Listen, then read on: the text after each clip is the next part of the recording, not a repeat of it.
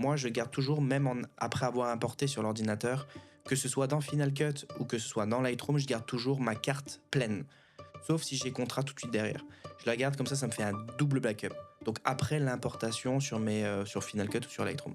Donc ça, je le garde toujours sur le côté, au cas où, parce que ça m'est déjà arrivé plusieurs fois que l'importation s'est mal faite, ça s'est mal passé, etc. Je les ai toujours sur ma carte.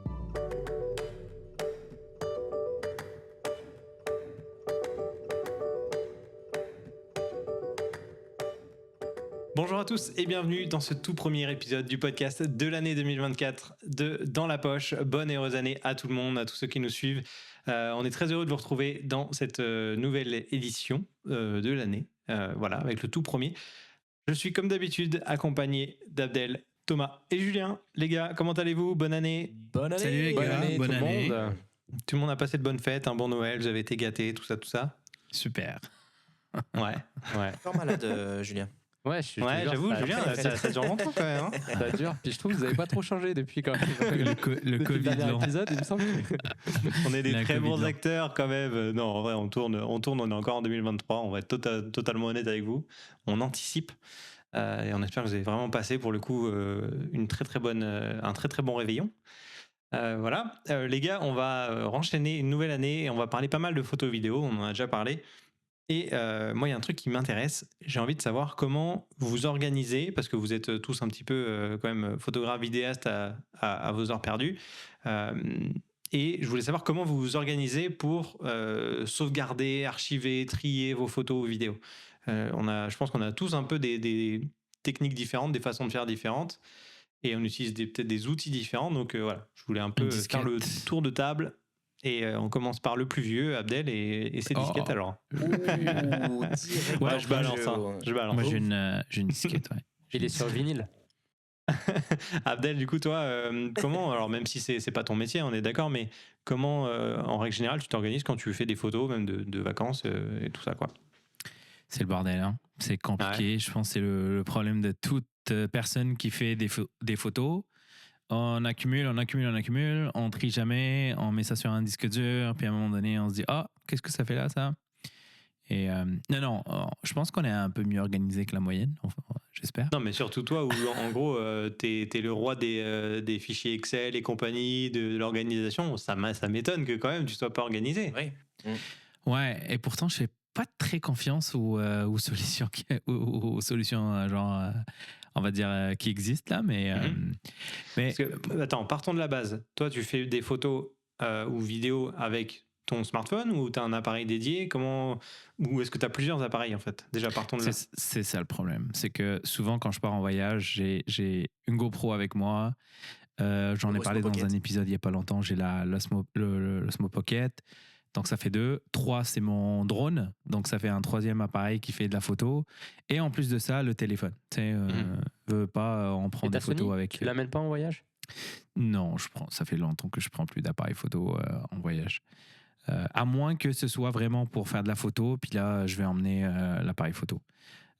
Donc là, vous pouvez imaginer, il y a 3-4 sources de photos vidéo différentes. Moi, ce que je fais, c'est que j'ai ce que je fais dans l'immédiat et il y a ce que je fais une fois arrivé à la maison. Donc, j'ai souvent avec moi, j'en ai parlé une fois, mon petit disque dur, 2 TB, le SanDisk, c'est un SSD. Ce que je fais, c'est que je vide jamais les cartes mémoire. C'est comme mon 2e backup en voyage. Et je transfère une copie sur ce disque dur-là. Avant, j'en avais 2. J'en menais un comme ça et un autre comme ça. Et je faisais comme une 2e copie pour être sûr. Parce que je vidais les cartes mémoire. Je voulais m'assurer que quand je faisais des nouvelles vidéos, la carte mémoire était vide. Pour des raisons d'espace et blablabla. Donc là, ce que je fais, c'est que je vide plus les cartes. J'ai des cartes avec des plus grosses capacités, on va dire. Et je vide plus les cartes. Donc là, au moins, j'ai 2 copies. S'il se passe quelque chose, au moins, je diminue, si tu veux, le risque. Et ça veut dire que tu emmènes forcément un ordinateur portable avec toi pour faire les sauvegardes, ou tu passes par ton iPad pour faire Non, pas forcément. Ouais, avec l'iPad, ouais. C'est pas l'idéal. Là. Puis Apple, si vous nous écoutez, s'il vous plaît, on veut un OS qui marche sur l'iPad parce que c'est dommage de ne pas donner cette capacité-là à cet appareil aussi magnifique. Mais idéalement, je préfère avoir mon ordi pour mettre les bons noms, machin. J'essaye aussi maintenant de plus en plus de faire le tri dans l'appareil. C'est pas toujours top. Le drone, je vais jamais regarder l'application du drone, mais j'essaye de faire le tri tout de suite avant de transférer parce que le tri après, c'est fini. C'est rare qu'on va trier puis on veut pas jeter. Donc c'est ça que je fais sur place. Après, quand j'arrive à la maison, ce que je fais, c'est que j'essaye de faire un peu de tri. Et puis, ce que j'ai sur le SSD, je vais le transférer sur mon NAS à la maison. Et après, je fais une autre copie sur le cloud. Donc, je pense qu'on en a parlé il y a quelques temps, Flo. J'avais dit la technique 3-2-1, là. 3 copies sur 2 supports différents, dont un qui est pas. Qui pas Il y sur en a un place. qui est délocalisé. Délocalisé, ouais. Ok. Donc moi, ce que je fais, je respecte pas forcément la règle, mais j'essaie d'avoir 2 supports différents, le NAS et le cloud. Et sur le NAS, sur les 2 disques que j'essaie de pas acheter des disques de la même marque, de la même année, de la même, juste pour éviter s'il y a un problème sur une série quelconque là ou une production quelconque, au moins c'est pas les 2 qui seraient affectés. Donc en gros, c'est ça que je fais. Pour le cloud, ça dépend. Le téléphone, ça va sur iCloud directement. Et le reste, j'utilise OneDrive de Microsoft. Et alors, iCloud, tu as un abonnement avec un certain nombre de gigas ou même de téras disponibles, Ouais. c'est ça? Ouais, c'est ça. J'ai le forfait 2 terabytes qui coûte 12 et quelque chose, si je dis pas de bêtises, ou 13,99 ou 12,99. Ça, je peux pas m'en passer parce que j'utilise aussi pour le backup du téléphone, puis d'autres trucs qui sont vraiment reliés au téléphone. J'aimerais bien m'en débarrasser, mais j'ai pas trouvé une meilleure solution.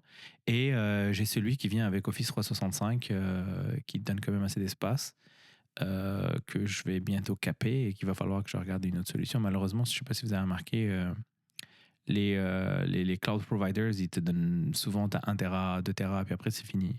Genre, malheureusement, t'as pas plus. Donc c'est ça. Et après, il existe des outils, enfin des services dans le cloud avec beaucoup plus d'espace de stockage, mais tu vas pas avoir un accès aussi fluide via une application, tu vas pouvoir les consulter, etc.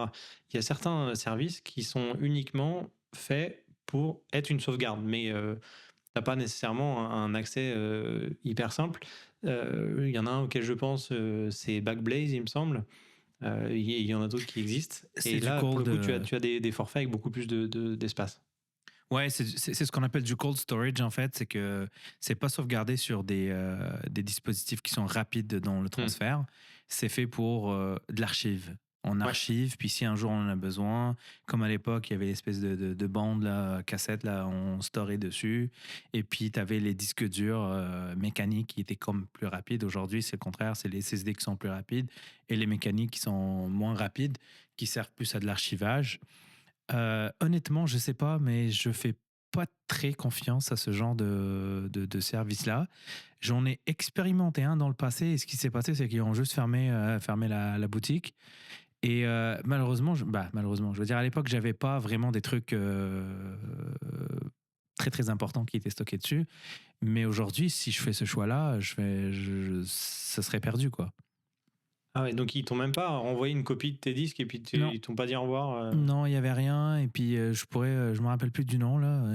Ils sont chanceux que je me rappelle pas du nom, mais ça avait fermé. Et franchement, c'était un des rares qui donnait, je pense à l'époque, 8 terabytes. 8 terabytes qui coûtait pas super cher, ça coûtait moins de 20 dollars. Et moi, j'avais décidé de tout envoyer là parce que ça coûtait pas cher. À l'époque, je storais mes photos sur Flickr. Puis Flickr, à un moment donné, c'est devenu payant. Puis là, je voulais pas payer pour un service qui sert que pour ça. Je voulais quelque chose de plus générique. C'est ça que j'aime en fait avec OneDrive, c'est que ça store tes documents de tous les jours. C'est pas que de la photo. Parce que sinon, je pourrais tout simplement utiliser, comment ça s'appelle, Amazon, le stockage qui vient avec le forfait Amazon Prime, qui lui te donne photo illimitée. Pas de vidéo, juste photo, résolution illimitée, nombre illimité. Mais encore une fois, c'est un truc qui va servir que pour les photos. Je trouve que c'est pas pertinent pour mon usage. Ouais. Et donc tu parlais aussi que tu avais un NAS. Ça, est-ce que tu peux nous en parler? Est-ce que tu l'utilises que pour la sauvegarde de photos vidéo ou t'as tout un écosystème autour de ça Ouais, en fait, j'ai 2 NAS, dont un que je suis en train de démonter là. Le premier, c'est une solution qui existe, commerciale là, de Western Digital. C'est leur cloud blanc là, qui a juste une baie avec un disque dur. Qui est tombé en panne. Enfin, ils ont arrêté de supporter ce modèle-là il y a l'année dernière ou il y a 2 ans. Et c'était devenu compliqué, c'était lent, il faisait du bruit, puis il processait. Et ce que j'ai fait, en fait, c'est que j'ai monté mon propre NAS, ça peut paraître comme waouh, mais c'est pas du tout waouh. Il y a des tutoriels qui existent, c'est pas incroyable. Il suffit d'avoir un ordinateur que vous n'utilisez plus. Parce que ce que vous savez pas, c'est que les Synology, les machins, hein, ils ont des processeurs, ils ont des RAM qui sont pas incroyables en termes de puissance ou de capacité. Que tu peux retrouver dans un ordinateur qui date d'il y a 5-6 ans, des fois même 10 ans, tu vois. C'est suffisant. Il suffit d'avoir un ordinateur où tu peux avoir 2 baies de disque dur. T'achètes des bons disques durs modernes avec une vitesse d'écriture et de lecture assez, on va dire, décente, puis c'est suffisant hein, pour monter un NAS. Il existe des solutions open source. On pourrait mettre des liens pour les 2-3 les plus connus. Qui se télécharge, qui s'installe franchement en un seul clic. Il n'y a pas grand-chose à faire. Et puis, il va reconnaître les disques durs. Tu demandes dans quelle configuration tu veux l'avoir, quel RAID tu veux avoir, comment tu veux qu'il répartisse les données. Et par la suite, cette solution-là est exposée sur Internet. Donc, tu sais, tu y accèdes de n'importe où. C'est sécurisé, c'est du HTTPS. Tu peux même mettre du multi-factor authentication si tu veux. Je veux dire, c'est ça que je fais et ça permet de garder aussi la main sur ce qui se passe. C'est un projet open source. Tu n'es pas obligé de mettre à jour la solution, mais c'est toujours recommandé de bénéficier des correctifs puis des nouveaux features. Et si demain, je veux dire, il y a très peu de risques qu'un projet open source tombe à l'eau. Je veux dire, ça va prendre plusieurs mois, années, et la communauté va en parler avant que ça arrive, et même après, il y aura d'autres gens qui vont prendre la main dessus. Donc, c'est là où j'ai décidé de faire un choix plutôt que partir sur un Synology. Moi, j'ai vu les vôtres, là, vous allez probablement en parler, là, mais ça me tente, mais je pense pas que vous avez plus de features, mais j'aimerais bien vous entendre là-dessus aussi. Ce que vous aimez Je là-dedans, pense c'est que quoi oui. Bah, déjà, alors, on va d'abord passer par l'expérience de Julien, parce que je sais que tu as peut-être un peu Désastreux. moins. Ouais, ça. Ouais, c'est ça. Ça va être Peut-être un peu le- moins organisé. Ça sera pas aussi Le précis plus gros que photographe avec le plus de disques durs, C'est ça. mais qui fait rien avec. Est-ce que tu peux nous parler un peu de ton Ouais. expérience à toi en tant que photographe? Tu fais un peu plus de vidéos maintenant avec ta chaîne YouTube, etc. Est-ce que tu peux nous parler justement de ton workflow, en fait, ta façon de travailler? Ouais. Toi, t'as déjà vu mon ordi, donc tu sais que c'était Mais très, franchement, très ça compliqué. va. Maintenant, oui, bah oui, Eh, mais grâce à toi, hein, tu T'as m'as. des dossiers. En fait, je pense aussi que je m'étais rendu tellement à un point où c'en était. Ça devenait juste ouvrir mon ordi, c'était anxiogène, tu vois. Mon bureau était plein parce que je mettais tout sur le bureau, bien sûr, des photos, des dossiers à trier. Puis dans le dossier à trier, tu as à trier 1, à trier 2, à trier 3. Euh, c'est compliqué. Quand j'étais quand j'étudiais en photo, on nous avait bien appris comment organiser. À l'époque, je travaillais beaucoup sur Lightroom, donc on avait un dossier pour le catalogue, on avait un dossier pour les images. Donc, tu avais toute l'architecture qui était faite. Et ça, je l'ai fait pendant quelques années, surtout au début où j'étais très, on va dire, actif dans le milieu de la photo. Je faisais des contrats, j'avais derrière des clients, donc c'est sûr que je voulais pas faire de la merde avec les photos de mes clients. Mais j'ai toujours été très très simple. En gros, j'avais des disques comme ça là. Alors, Et explique vite fait ce que c'est pour les gens qui sont juste en audio. Mais ah oui, pardon, c'est juste, c'est un disque dur ben classique. Et, et, et en fait, tu sais, les espaces de stockage sont de moins en moins chers. Fait que, mettons, j'avais commencé à l'époque, c'était du 500 gigas, tu sais. Puis j'en achetais toujours par deux. Puis à un moment donné, tu sais, j'étais rendu qu'ils étaient pleins. Là, le 1 Tera coûtait moins cher. Fait que j'achetais 2 1 Tera. Puis, etc., etc. Puis je me suis rendu jusqu'à 4 Tera à peu près pour chaque disque. Et à un moment donné, j'avais essayé un espèce de toaster, là, comme ça, où tu mets tes disques pour avoir un RAID directement dans le système, là. Mais je sais pas pourquoi, j'avais pas trop aimé l'expérience parce que je m'étais fait dire après qu'en fait, il y avait une puce à l'intérieur qui gérait l'accès aux données sur les disques, mais il y avait qu'une seule puce. Donc, je sais pas si c'était vrai, mais j'avais comme flippé d'un coup. Je me disais, si cette puce, elle crache, du coup, c'est pas intéressant d'avoir de disque parce que je perdais tout. Puis comme j'étais pas trop tech, j'avais juste comme retourner le disque, puis j'avais dit, OK, fuck off. Mhm. Et après, quand ça a été vraiment juste mes photos personnelles, de voyage et tout, c'est là que ça a commencé à déraper.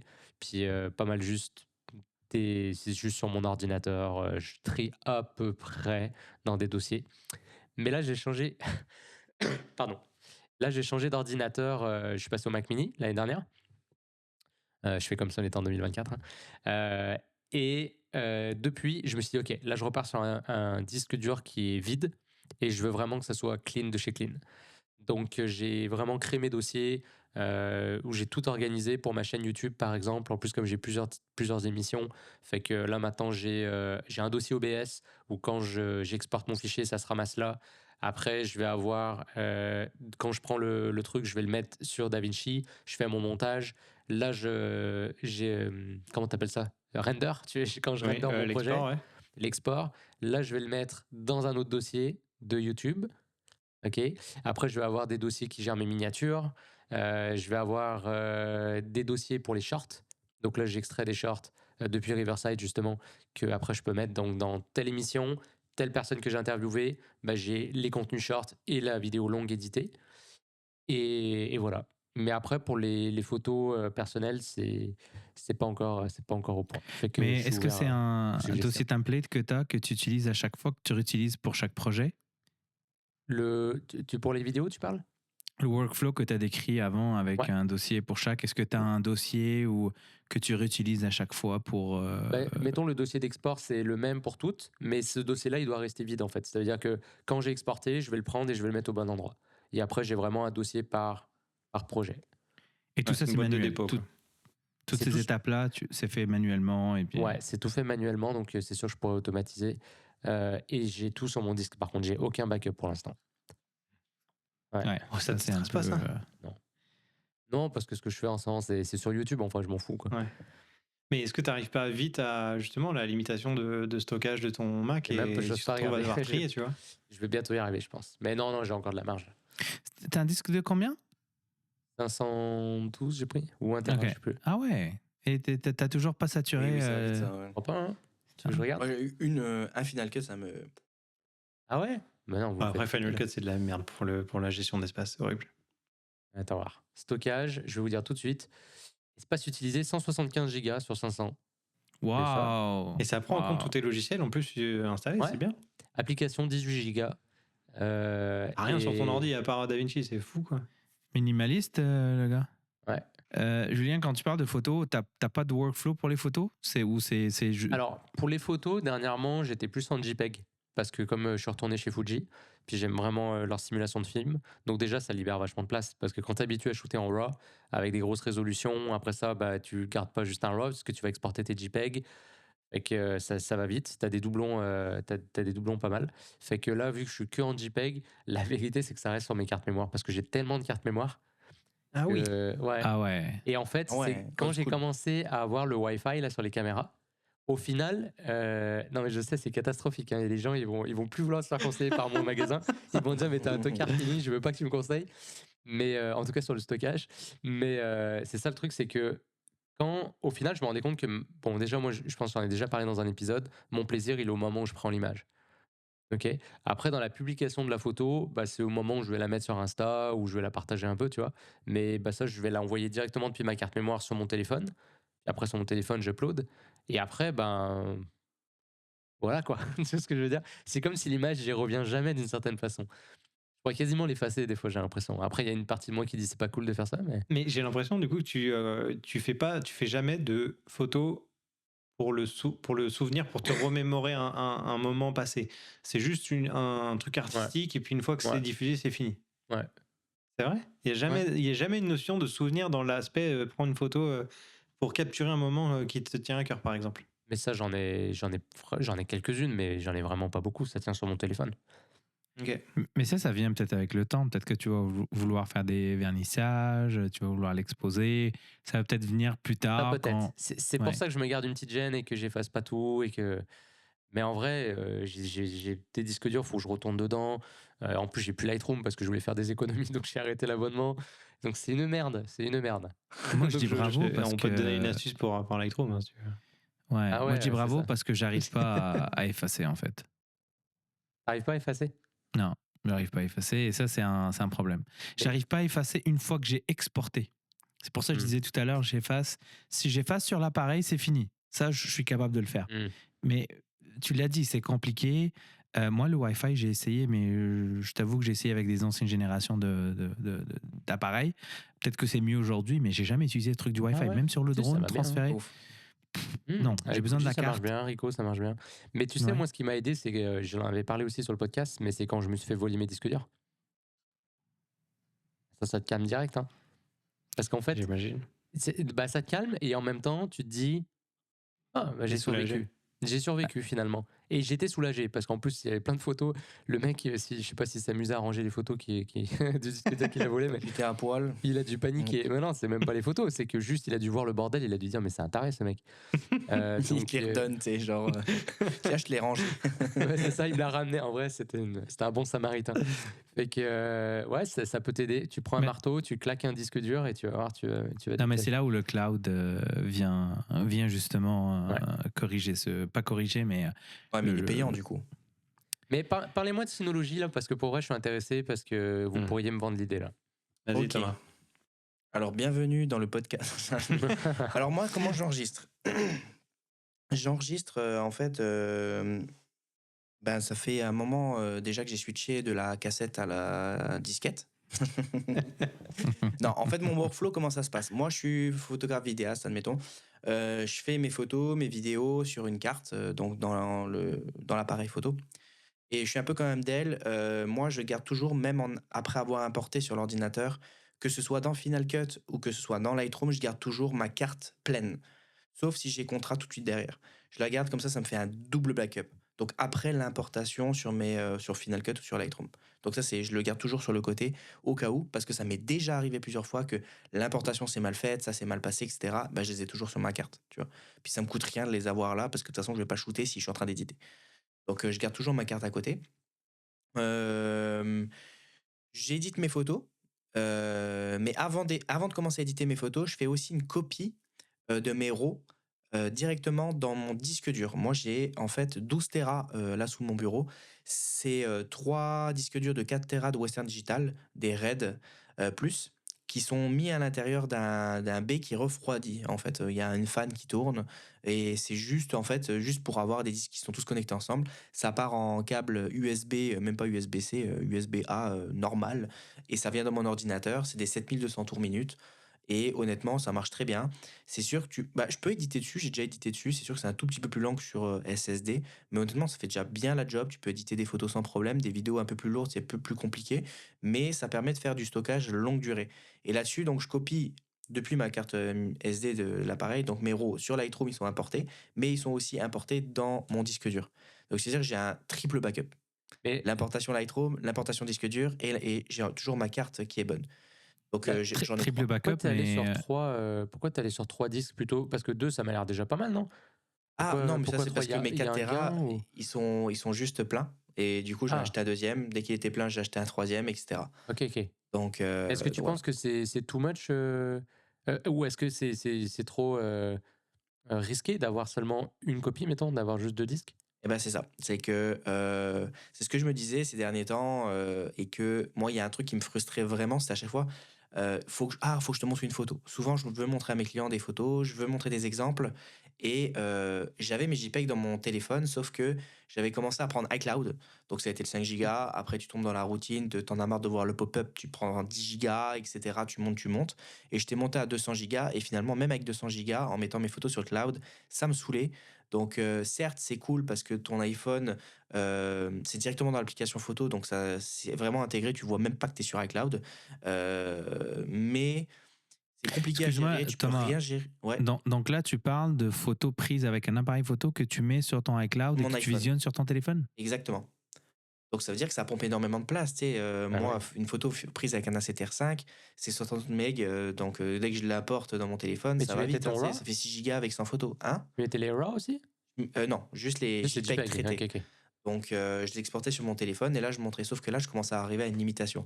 Entre le stockage de l'iPhone plus le iCloud, j'avais tout le temps le pop-up de machin et je voulais pas passer à 2 Tera parce que je trouvais ça trop cher en fait.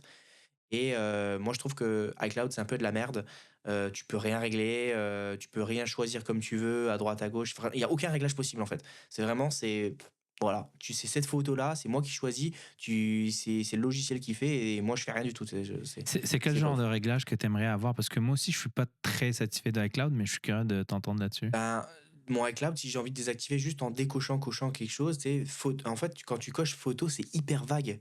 Il va prendre tes premières photos, mais la qualité, machin, qu'est-ce que tu veux, optimiser, machin. Il y a 3 réglages et ils sont pourris, en fait, les réglages. J'aimerais bien que, est-ce que par visage ou par machin, par catégorie, par album, ok, je veux que les JPEG prises d'un appareil photo soient sur iCloud, sinon tout le reste, tu me le laisses dans mon iPhone. Les photos prises tu vois, tu peux pas faire Mais là, tu parles de segmenter. post-backup. OK, une fois Voilà. que c'est sauvegardé. OK, je pensais parce que iCloud, t'as pas 3 options dans la sauvegarde, hein. Soit tu veux qu'il prenne l'original et il la met dans le cloud Exact. et il te le laisse sur le téléphone, soit il te le laisse pas sur le téléphone. Oui. Et Oui. ça, je comprends pas comment ça a jamais évolué depuis que Ah ça non, existe. ouais, Je sais pas c'est vous, mais moi, terrible. il y a un truc qui me fait flipper avec iCloud. Là, quand j'ai vendu mon ordi, mon MacBook, chaque fois que j'efface une photo, j'ai l'impression que genre je l'efface de partout. Tu vois, Ah on bah dirait que oui, j'ai de la mais bien sûr. misère à Hmm. dissocier Ouais, qu'est-ce qui moi est sur aussi, le je comprends device, pas. qu'est-ce qui est sur le Ouais. cloud, et je suis C'est tout trop le mal temps en fait. stress, quoi. Je suis tout le Ouais. temps en stress avec ça. Hmm. Et, Ouais. ouais, et en plus, tu as des messages, attention, si vous ne faites pas ça, vous allez avoir. Et tu dis, mais qu'est-ce que j'ai perdu? Là, c'est ce que j'ai fait la dernière fois sur mon téléphone quand tu passais au NAS. On va arriver au NAS. Et bah, j'ai rien perdu. Je comprends pas. Il m'avait dit que j'allais Ouais. perdre mes photos. Enfin, bref. Donc, en gros, je me disais, j'en ai marre de payer. Et bah, Manon aussi, elle a commencé à partir un petit peu dans ce terrain-là, photo, vidéo et tout. Même problème avec son téléphone. Elle a switché. Elle avait Google Photos. Donc, Google Photos qui est autant de la merde que iCloud. On va pas se Non, le non, cacher. désolé. Non, non, Ah, non, c'est je peux, pourra. je peux, je Non, peux, franchement, je c'est peux de la pas C'est merde. te mieux quand laisser. même. Hein. Là, pour télécharger les photos, c'était une galère. Ils te le rendent disponible 24 heures. Si t'as pas 24 heures pour les télécharger, t'es pas chez toi, t'es obligé de recommencer pour passer, pour télécharger toutes tes photos. Et le classement de quand tu les télécharges de Google Photos à ton ordinateur, il te classe ça comme du grand n'importe Ah quoi. oui, Il te fait des oui. doublons comme n'importe quoi. Il t'invente des noms de fichiers comme n'importe quoi. On a dû trier ça pendant au moins une semaine. Franchement, c'était une catastrophe. Bah, bref.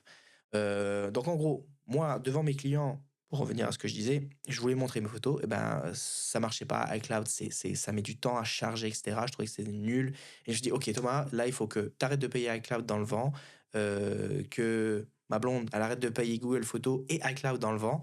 J'ai fait les calculs et tout. En vrai, je me suis dit: «OK, si je prends un NAS, là, qu'est-ce que je devrais prendre?» Et je me suis un peu renseigné sur tous les NAS qui existaient. Il y en a plein. Mais la solution la plus complète, clé en main que j'ai trouvée, donc très facile d'utilisation, c'était Synology.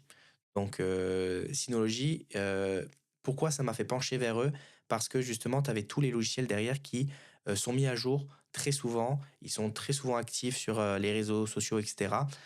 Mise à jour de sécurité et cetera. Je sais pas comment ils sont dans la sécurité, moi je m'en foutais. Je veux juste mettre des photos JPEG en fait et que je puisse avoir accès partout depuis mon téléphone et que ça soit beau quand même dans mon téléphone. Je voulais pas un truc qui soit fait, genre, ouais, faut que je crée une page, faut que machin et tout. Là, c'est vraiment bien fait. Ils ont une application qui s'appelle Synology Photo et tu peux les trier par date, par dossier. Tu as une fonction recherche avec l'intelligence artificielle où tu peux dire: «Cherche un arbre», il va chercher les arbres, et cetera. Tu peux faire par les visages, un peu comme Apple et puis tu peux décider aussi d'enregistrer les photos de ton téléphone si tu as envie dans ce dossier-là, donc ça, c'est cool Et ça, c'est et automatique? Juste exact. Ok. juste un petit conseil, n'utilise pas trop ces fonctionnalités-là sur ton disque dur parce que le disque dur est pas fait pour faire ce genre de traitement, donc il va vieillir beaucoup plus vite, il va s'user beaucoup plus vite. Par rapport à quoi tu parles? Ou genre recherche ce que tu appelais intelligence artificielle, cherche Ah oui, des... moi j'utilise, tu sais, je sais où ils sont mes photos parce que je les ai bien classées, tu vois. Donc une fois que j'ai reçu mon NAS, je l'ai paramétré. Honnêtement, c'est pas compliqué. C'est comme paramétrer une borne internet. J'ai dû rentrer un HTTPS, machin, rentrer dans le truc. Il était connecté à mon réseau. Il m'a demandé des questions de sécurité. Il m'a demandé des doubles facteurs, etc.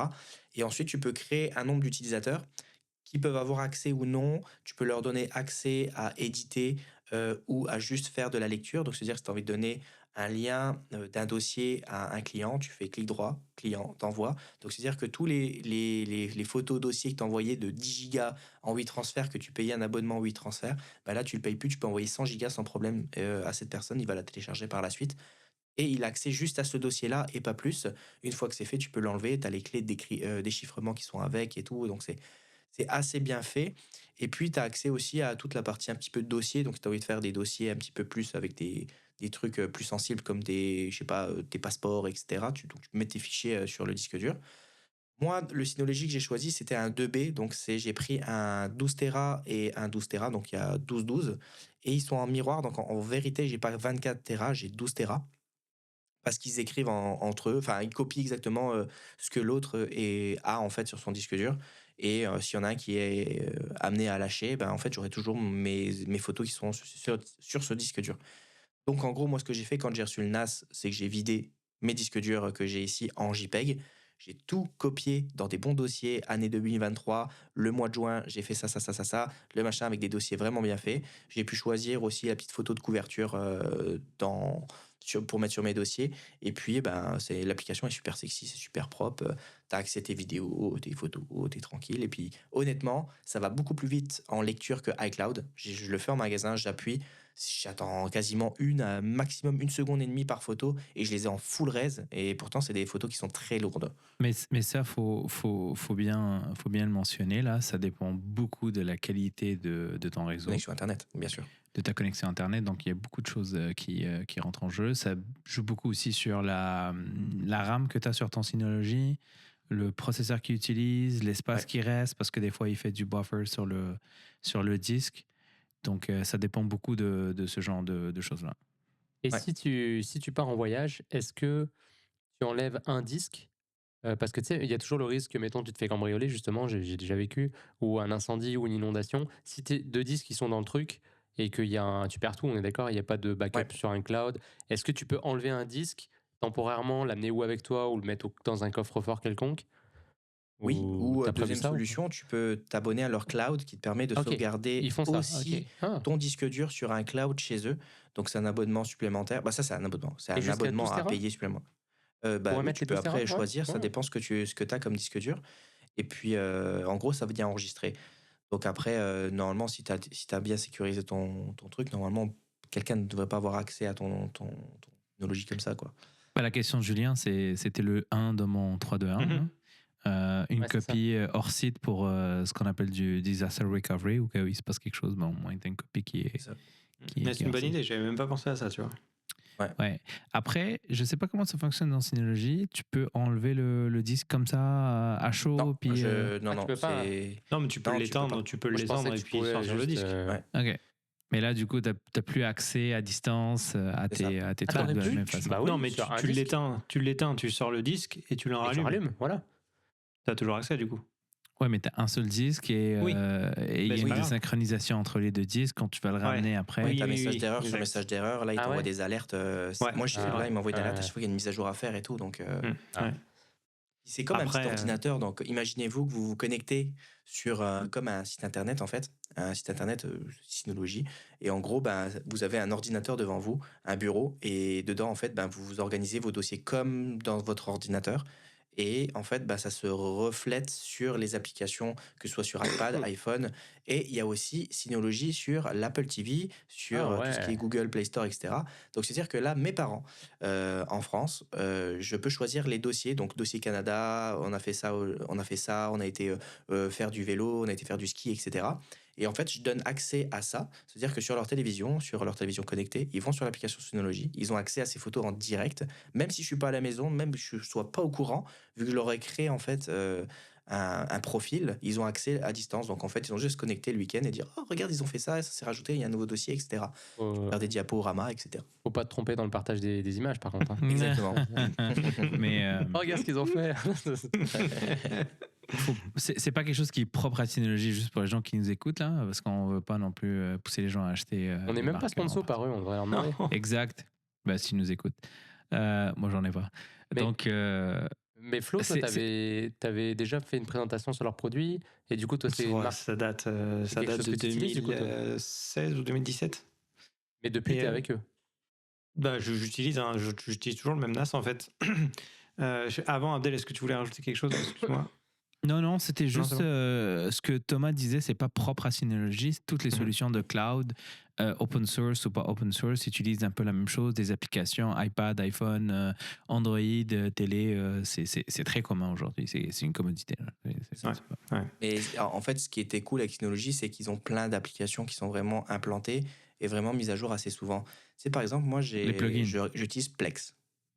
Donc Plex, pour ceux qui connaissent pas, c'est comme un serveur que tu crées chez toi, en fait, virtuel, pour pouvoir envoyer sur ta télévision sans fil, en fait, des films que tu as dans ton disque dur.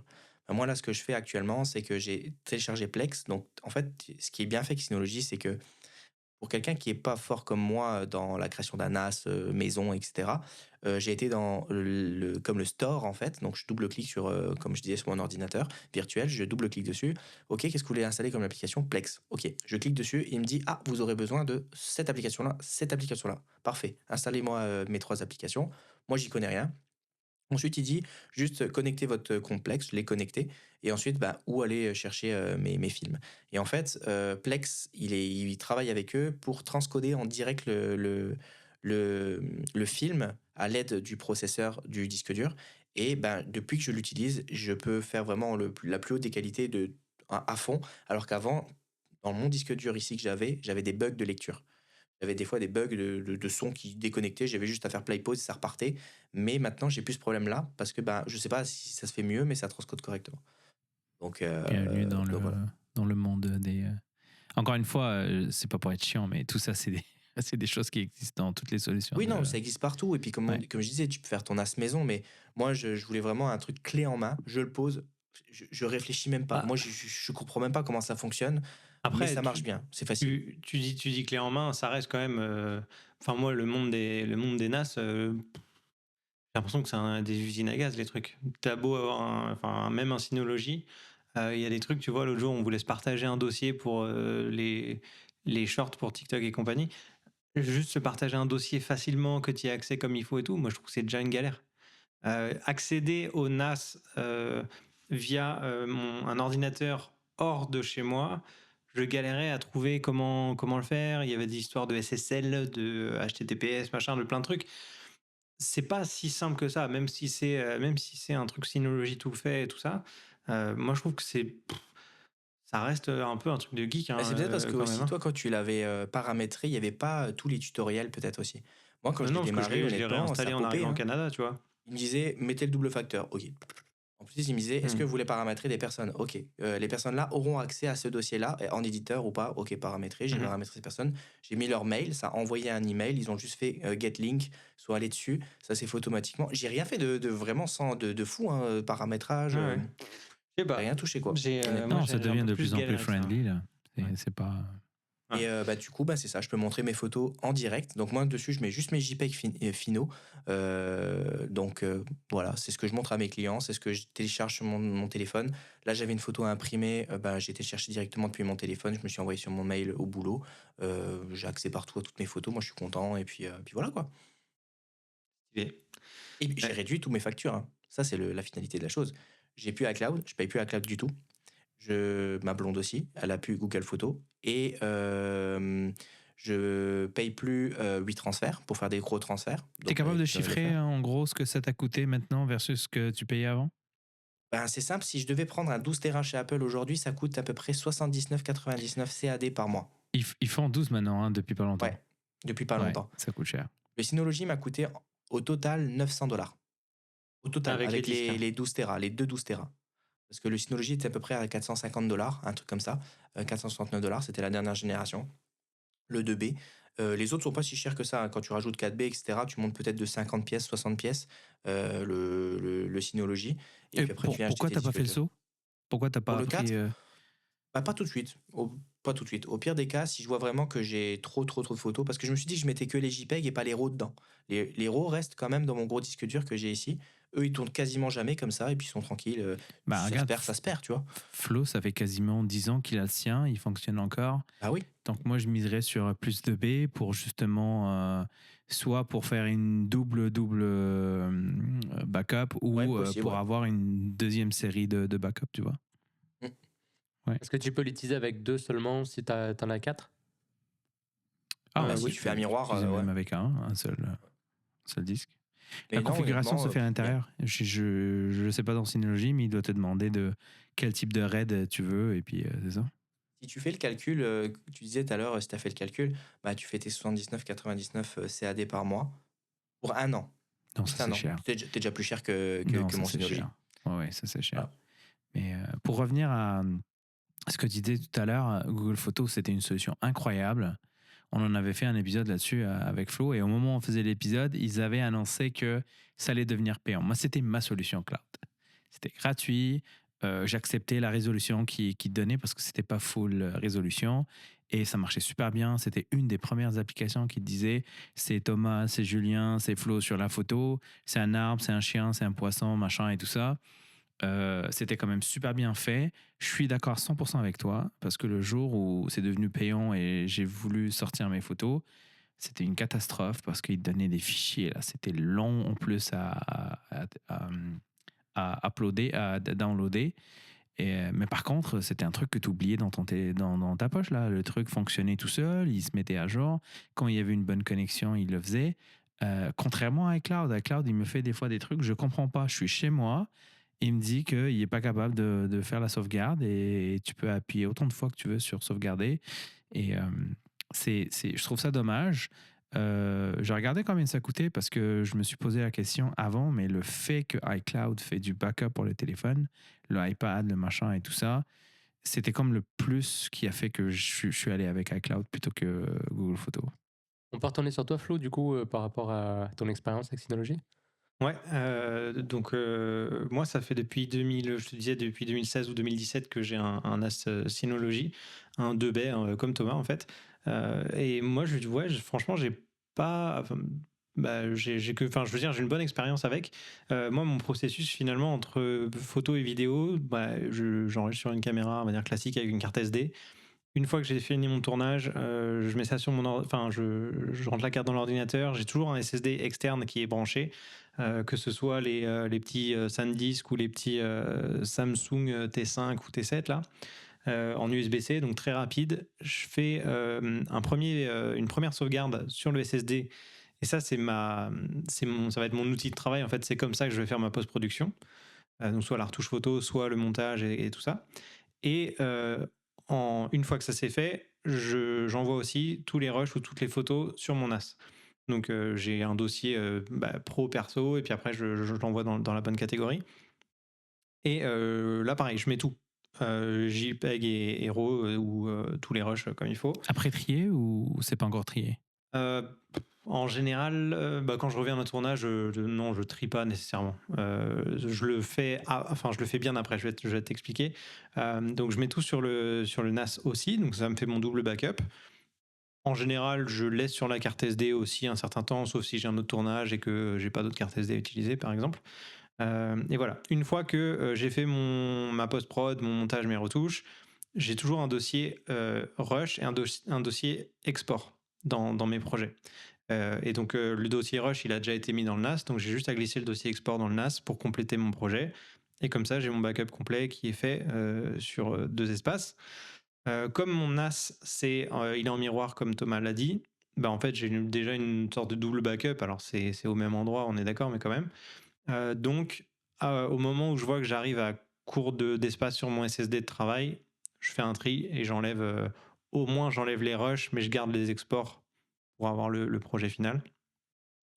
Et voilà. Et en fait, le tri, là où je le fais, si jamais j'ai besoin de. C'est si jamais j'arrive à court d'espace sur mon NAS, admettons, ou si à un moment donné j'ai du temps, je retourne dans mes différents projets et là je supprime tout ce qui n'est pas nécessaire. Donc, que ce soit les RAW et les JPEG inutiles, les photos ratées, ou les rushs qui servent à rien. Et c'est souvent comme ça que je fais.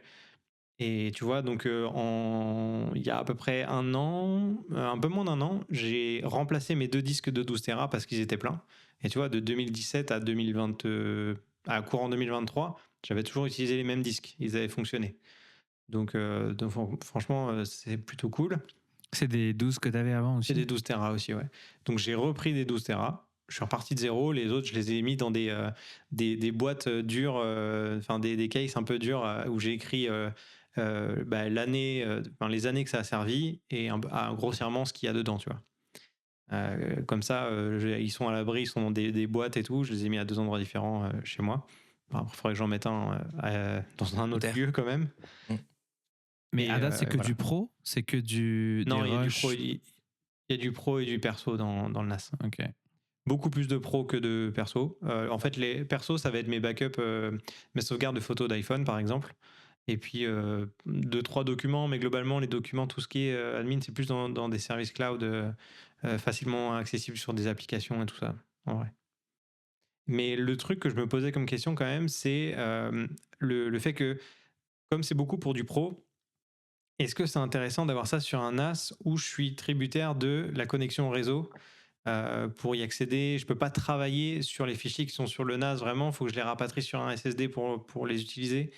Donc, il y a un moment donné où j'hésitais à remplacer le NAS par une solution de SanDisk d'ailleurs. Là, il y a une gamme SanDisk professionnelle et ils ont ce qu'ils appellent des G-RAID.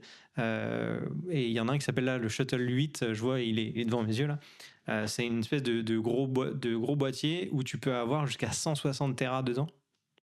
Mais alors là, le truc 160 Tera, c'est genre $6 400 le truc, tu vois. Donc c'est un autre délire. Mais c'est un boîtier où tu branches ça en USB-C à ton Mac, et là, tu as une vitesse de ouf avec les SSD à l'intérieur, et tu peux accéder à tous tes projets pendant des années très facilement, en fait. Donc, ça ressemble un peu comme à une tour Et c'est des une tour SSD PC, en dedans? vrai. Ouais, si tu mets des SSD, il Mais me les semble. SSD, c'est fait pour pas tenir longtemps non plus. Beaucoup moins Après, longtemps qu'un HDD. tu peux toujours les remplacer, mais attends, je vérifie juste une seconde. Je crois que c'est... Ça vient avec les disques, en fait. T'achètes Ouais. avec les disques. Je check vite fait. Combien tu disais tout à l'heure, Flo, en terabytes, celui que tu regardais? 160 Tera au maximum. Ouais, il était à $8 600 canadiens. Oh là là. Ouais, ok, ouais. Tu vois, 6300 US. Et Mais ouais, non, c'est des énormes trucs. Et en fait, c'est un disque ou plusieurs disques dedans? ça existe des disques de 160 Tera? Non. Je pense pas. Non, Hein. je vais dire combien de disques il y a dedans, parce que est-ce que c'est quoi comme RAID? Je sais pas. Mais en vrai, t'as raison, je suis pas sûr que ce soit des SSD. J'ai l'impression que c'est des disques durs classiques. Mais en tout cas, l'objectif, je veux dire, c'est qu'avec une prise USB-C ou une prise USB-C branchée à ton Mac, bah, tu peux travailler sur un espace de stockage vraiment énorme, tu vois. C'est des SSD, je te confirme, c'est des SSD. Ah, c'est ok, parfait. La vitesse de lecture, ça peut pas être des mécaniques. Ouais. Ok. Donc, d'un point de vue purement professionnel, ce genre d'appareil serait pour moi presque plus intéressant qu'un NAS. Maintenant, bon, il y a le petit côté sympa de pouvoir y accéder à distance, comme disait Thomas, d'avoir des dossiers partagés pour les envoyer à la famille, etc., qui peut être cool. Donc voilà, il faudrait un compromis avec un très très bon, une très très bonne vitesse de transfert et pour pouvoir travailler dessus et pouvoir avoir l'aspect connectivité avec. Ouais. D'ailleurs, Abdel, est-ce que tu as des astuces pour ça, mais en ayant un NAS comme ça, d'avoir une vitesse de transfert vraiment très rapide et même pouvoir travailler depuis les fichiers sur un NAS, ou est-ce que c'est déconseillé totalement? Bah, ça dépend. Les NAS, souvent, c'est pas des SSD, donc faire de Mais la photo comme tu peux Thomas mettre des SSD. Je sais que encore 2016-2017, je travaillais avec Romain Laneri, qui est un créateur de contenu, et dans son NAS, c'est un Western Digital à l'époque, il avait mis des SSD en fait dedans. Ouais, mais ça coûte une fortune, avoir des Ouais. SSD où tu vas avoir des petits. Tu sais, ceux-là, là, les petits qu'on disait tout à l'heure, là. Oui. Ça, c'est du 2 terabytes. Le plus gros qui existe, c'est du 4 terabytes. Il coûte il est quasiment $400-500. Ouais. C'est cher. T'imagines si tu veux avoir les 12 Tera de Thomas en SSD. Ouais. Après, c'était ça pas coûte des, super cher. des SSD de 4 Tera peut-être, mais tu sais, c'est des SSD où c'est pas ce système de coque, c'est une autre connectique au bout là, donc c'est un peu différent. Ça Ouais, tape. mais un peu tu m'as moins posé cher. une question, mais j'ai une question pour toi. Est-ce que tu vas travailler localement ou tu veux travailler à distance? Non, localement. Ouais, bah ça revient un peu à ce que Thomas disait tout à l'heure. Il a un bon réseau, il a une bonne connexion. C'est-à-dire que ta télé, Thomas, est connectée en sans fil, c'est ça? Ouais. Ouais. Mais tu vois, si tu as un bon réseau chez toi, câblé, ton Mac est connecté avec un fil, peut aller vite, ouais. sur ton routeur ou sur un, peu importe là, sur un switch qui est sur un routeur, et que tu as des routeurs et des switches qui ont des capacités supérieures à ce qu'on peut voir aujourd'hui là, tu peux faire du 10 gig en fait de transfert. Donc c'est Tu peux vraiment même travailler en le branchant à l'ordinateur, donc Et comment tu le branches à l'ordinateur? C'est ça le truc. via l'USB. le Il y a un réseau. USB, un port dessus, t'as un Non, out via le et t'as un réseau. in devant. Non, via le réseau en fait. Oui, tu peux par le réseau, ouais, mais Ton, Il faut que tu si- sois en filaire sur l'ordinateur aussi. oui. Ouais, exact. Mais je sais que Ouais. moi, je peux, là où je suis situé, j'ai pas de câble.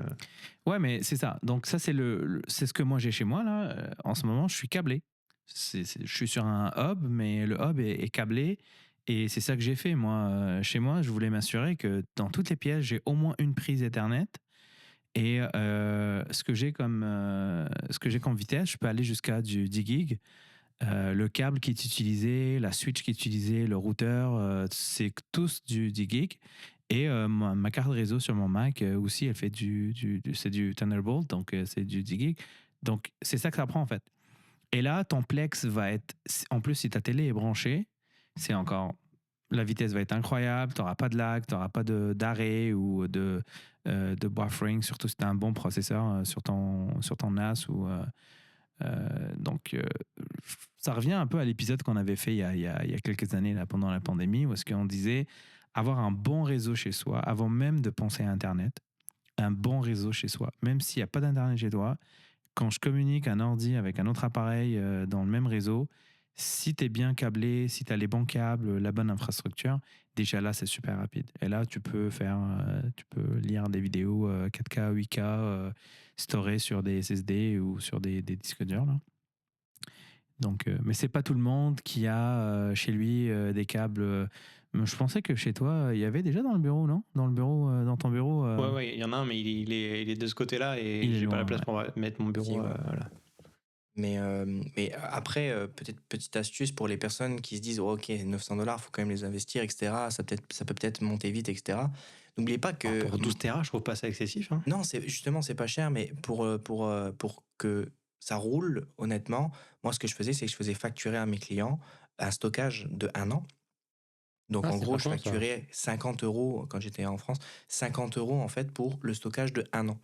Et en fait, quand tu fais ton calcul de 50 € de chaque client que tu fais chaque semaine, tu t'achètes largement ton disque dur et tu peux ensuite t'acheter même un deuxième et rendre ton premier 100% professionnel. Et ton deuxième, tu peux te l'acheter et te payer ton personnel avec. Mais là, tu parles de Donc, pro. Pro, je pense que la question se pose même pas. oui, Il mais il y existe en a qui, tu sais, ils c'est un voient pas investissement. l'atout en fait. L'atout, c'est vraiment de rendre à distance l'accès à vraiment au client en fait depuis votre NAS. Ils téléchargent, ils voient tout, ils peuvent même le partager avec des gens s'ils veulent, etc. Donc, d'un point de vue sécurité, je parle, tu sais, c'est juste pour que les gens soient tous sur le même. Et puis, si jamais, bah, ça te le pompe pas ton personnel, quoi. Moi, c'est ce que je faisais en fait. Mais en vrai, pour les photos de mariage, c'est super intéressant. Hein. Bah oui, bah oui. Ouais, j'avoue que Mm. j'ai jamais pensé à proposer ça à mes clients. C'est un forfait intéressant. Et généralement, moi, j'ai jamais eu une personne qui m'a dit non, je le prends pas parce qu'ils savent très bien qu'ils vont regarder, télécharger la vidéo plusieurs fois dans l'année, quoi. Après, tu as 2 points. Les gens sont, on va dire, plus réticents à payer des forfaits. Et aussi, là, tu stockes des données des gens. Donc, tu dois assurer derrière. Tu dois t'assurer que la vidéo va pas tomber. Donc, là, il faut que tu ailles vraiment chercher les bonnes solutions pour t'assurer que si demain, il y a quelque chose qui se passe. Moi, je le ferai pas ça, par exemple, avec un NAS, même en RAID, ce que tu veux, là. Ça, je le ferai pas, c'est sûr. Parce que là, ces gens-là payent un forfait. Je sais pas c'est quoi les clauses dans le contrat, là, mais c'est un peu dangereux. Justement, des photos, hein, par rapport à faut pas à ça, poil, hein. il y a régulièrement dans mon quartier, il y a des coupures de courant. Et à chaque fois, mon NAS, bah, du coup, il coupe d'un coup, tu vois, à cause de la coupure. Et j'ai pris un onduleur, en fait, juste pour être sûr, avec un onduleur avec une sorte de batterie, en fait, qui, même s'il y a une coupure de courant, mon NAS va rester allumé, genre, je sais pas, plusieurs heures. Et après, moi, je peux même carrément l'éteindre manuellement Ouais. sans qu'il ait un stress pour Caresse, abîmer vraiment. les disques, en fait. Ouais, Vous- mais c'est fait pour quand même. Je veux dire, c'est. Ouais, mais juste dans le doute, je préfère Ouais. vraiment Non, tu avoir fais cette bien. sécurité-là Et et ça, cette sérénité en plus, tu vois. Ça vaut combien ça? Parce que je serais intéressé, parce que c'est vrai que maintenant que je suis sur Mac Mini, moi j'ai eu aussi une coupure ou deux, et comme Ouais. tu m'avais dit, hein, c'est pas un portable, ça coupe direct. C'est ça. Bah ouais. Et Ça vaut non, combien, franchement, c'est l'onduleur? pas si cher que ça, hein. Moi, je l'ai pris, c'est une centaine de dollars Ah ouais, ok. l'onduleur, tu vois. Et c'est une multiprise en fait. Donc, tu as plusieurs prises que tu peux avoir sur batterie. Donc, tu peux mettre, je sais pas moi, ta box internet, Ah ton NAS ouais. et tout ça. Et tu peux conserver du coup un peu même internet pendant quelques heures en fait. Ah, stylé. Mais après, si on parle des points un peu négatifs, ben, ça fait du bruit. N'oubliez pas, ça fait du bruit. Honnêtement, Ouais. moi, je l'ai mis juste en dessous de ma télé. Et quand je copiais ma première semaine, je copiais ma première semaine, tous mes fichiers, depuis les trucs et tout, et je le laissais toute la nuit copier, en fait. T'entendais...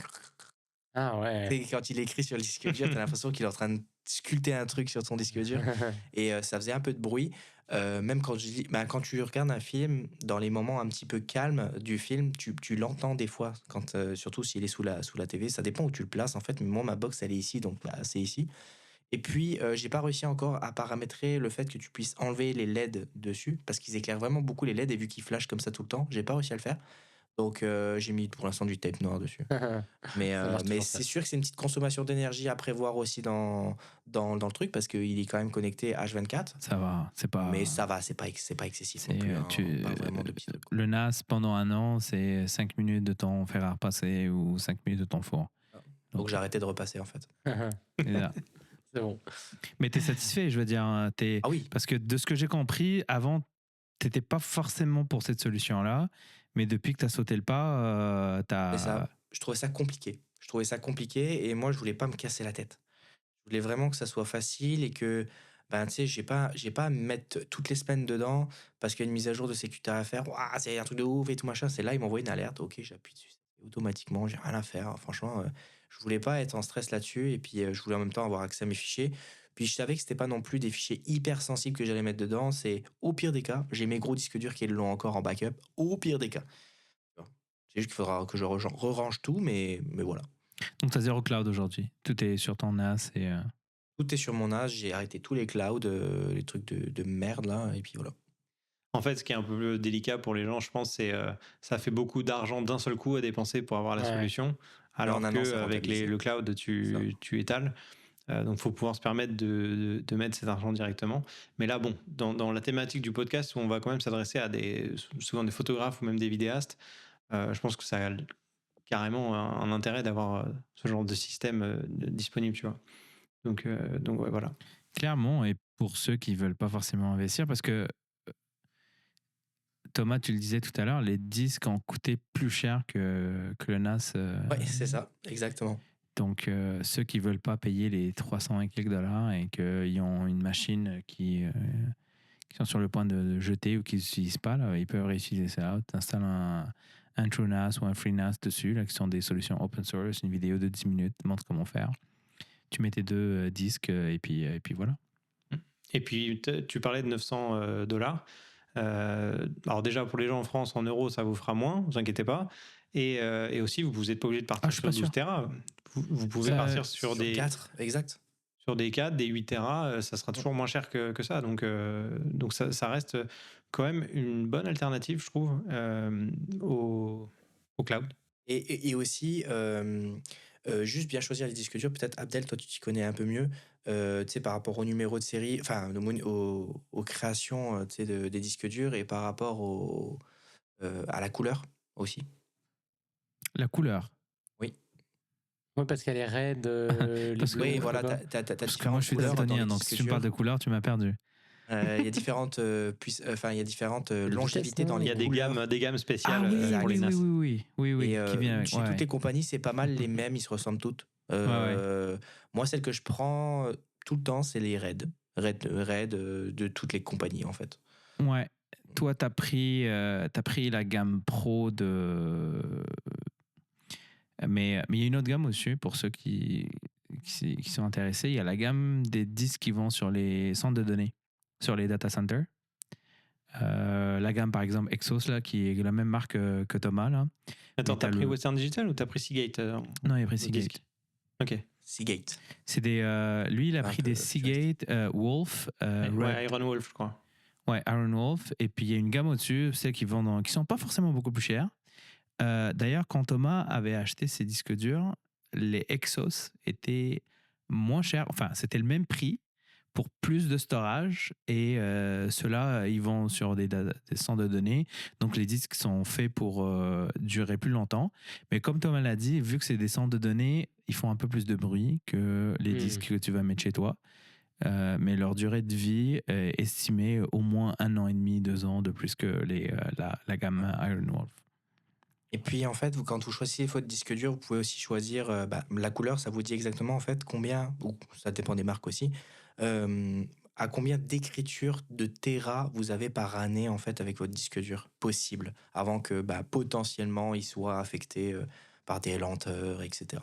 Et c'est là où le logiciel est très très important parce que si tu as un logiciel qui va à chaque heure, il va faire la comparaison, puis il va lire tout le registre pour comparer ce qui est changé. C'est là où les logiciels, ça prend une certaine intelligence pour dire, OK, le changement, il y a eu juste sur ce secteur, je ne touche pas les autres secteurs et je copie juste. C'est important aussi de... Ouais. Et ça, si tu sors de Synology, si tu sors de QNAP ou les solutions open source les plus connues, t'as pas forcément cette garantie-là, donc tu vas peut-être user tes disques pour rien. Moi, les Western Digital que j'avais, la solution MyCloud, ça s'appelait, malheureusement, je vais le dire honnêtement, c'était nul comme quand c'était il se pas terrible, mettait j'en avais un à aussi. faire les copies, tu l'entendais, puis il arrêtait pas en fait. Et je me suis rendu compte qu'il effaçait les registres au complet, puis recommençait à chaque fois. C'était pas ouf comme solution. Un truc aussi cool, c'est, il me semble, Thomas, corrige-moi si je me trompe, mais qu'il y a une application Synology pour voir la santé de ton NAS, en fait. Si jamais les disques commencent à affaiblir ou qu'il y a des petits défauts, des choses comme ça, avant que ce soit trop tard, sur l'application ou même sur le NAS, dans leur interface, tu peux voir l'état de santé de tes disques.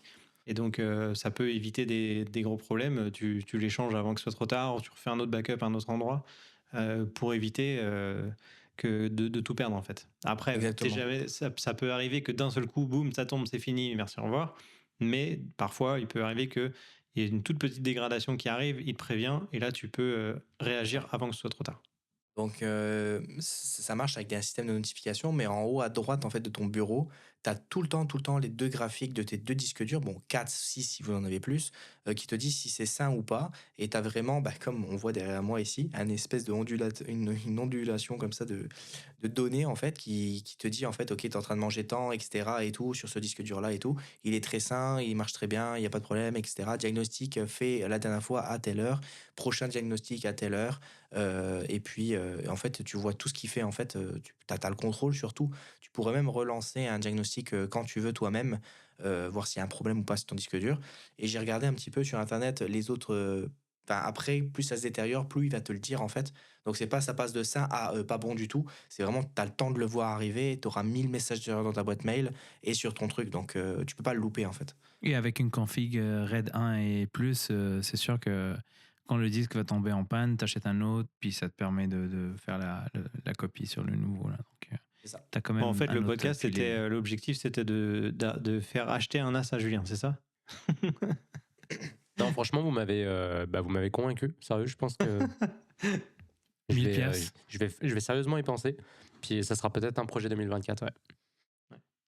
Ouais, parfait. Non, mais après, en vrai, il n'y a pas d'obligation, mais c'est vrai que c'est aussi une tranquillité d'esprit quand tu gères beaucoup de fichiers. Ah, c'est et clair, que, ouais. en fait, tant que les forfaits basiques des services cloud peuvent suffire, les 1 Tera, 2 Tera, et que tu es large avec ça, ça peut être OK, tu vois. Mais dès que tu commences à gérer beaucoup de données, des fichiers vidéo, notamment avec toi, avec ta chaîne YouTube et tout ça, c'est vrai qu'à un moment donné, ça peut être intéressant de passer sur ces Tu vois, solutions. Thomas me l'a bien vendu parce que j'ai toujours vu ça comme un truc un peu chiant et plate à faire. Mm. Et là, en fait, il m'a vendu un peu les features, tu vois, le côté pouvoir regarder des films de n'importe Ouais. où, c'est ton propre Netflix, tu vois, ou des trucs comme ça. Ça, c'est des features que c'est cool parce que ça m'ajoute quelque chose en plus dans ma vie. Fait que c'est Tu sais, pas. t'sais, comme je t'avais dit, tu peux mettre en hors ligne certains fichiers, donc tu te les télécharges en fait, c'est ça. et en gros, tu peux regarder ton film dans l'avion, quoi. Donc Ouais, ça, non, c'est nice, ou en vacances, ou n'importe où en fait. À partir du moment où tu installes je trouve ça l'application, très c'est cool, bon, ouais. quoi. Puis franchement, $900 pour tout ce que tu gagnes, clairement, tu le rentabilises quoi, en un an et demi. ça vaut la peine. Mais encore une fois, t'es pas obligé de payer 900 $. Hein. Tu peux prendre des disques. Tu commences par des plus petits disques. Bah, moi, je suis correct sur des 4, fait que je prendrais peut-être des 8 pour être safe. Fait que c'est ça. Je pense que ce serait raisonnable. Ouais. Et puis, il faut pas non plus voir le NAS comme soit le NAS, soit le cloud. Moi, je pense que ce sont deux usages complètement différents. Moi, sur mon cloud, j'en vois pas de copie de mes vidéos qui sont lourds. Je pense que c'est le nom qui fait peur, en vrai. Comment? Le nom NAS fait peur parce que, tu sais, serveur, NAS, les gens, ils sont Ouais, ça a l'air je comprends complexe. pas trop, c'est les entreprises, machin, etc. Non, pensez juste à un disque dur qui pouvait accéder à votre disque dur de partout. C'est juste ça. Oubliez tout le reste, c'est un disque dur. Puis je sais pas si t'as remarqué, ils mettent souvent l'emphase sur des termes comme centre multimédia, machin, plutôt que NAS, parce que c'est vrai, NAS, c'est un peu un mot qui veut rien dire pour tout le monde. Mais pour revenir sur le cloud, moi, le cloud, je vais mettre mes documents les plus importants, genre une copie de mes documents les plus importants, au cas où demain il se passe quelque chose. Et j'ai fait comme un classement de priorité, pas de priorité, mais d'importance dans mes documents. Tout ce qui est film, machin, ça c'est comme genre priorité. Si demain ça disparaît, ça va me faire chier, mais c'est pas la fin du monde. Après, il y a les photos. Même dans les photos, tu peux mettre des dossiers qui sont plus importants. Ceux-là, tu peux envoyer une copie dans le cloud. Une copie, peut-être pas les fichiers RAW ou des fichiers qui sont lourds, juste la copie légère. Comme ça te coûte pas super cher non plus ton cloud. Moi, iCloud, j'ai 2 terabytes. Tu peux imaginer que sur mes deux NAS, j'ai plus de 20 terabytes. Je pourrais pas envoyer ça demain dans le cloud. C'est sûr que c'est pas tout qui va dans le cloud. Donc, Bon, parfait. Bah écoutez, merci d'avoir Merci beaucoup, partagé vos différentes façons d'archiver, sauvegarder, stocker vos données. On espère que ça vous a aidé. Si vous êtes photographe, vidéaste, eh bien n'hésitez pas également à nous partager la façon dont vous travaillez. Si vous utilisez d'autres types d'appareils, que ce soit même les SanDisk, je suis curieux de savoir si dans les gens qui nous écoutent et qui sont restés jusqu'ici, évidemment, il y a des gens qui utilisent les SanDisk professionnels, là, les G-Red. Moi, c'est vraiment une possibilité pour le futur. Donc voilà, n'hésitez pas à partager tout ça. Si on a dit des bêtises, à préciser pour aider les gens au maximum. Et voilà, merci encore les gars d'avoir partagé tout ça. Merci. Pensez à vous abonner, partager, liker, tout ça. Et puis on se retrouve très vite dans votre poche. Ciao tout le monde. Salut. Bye. Salut.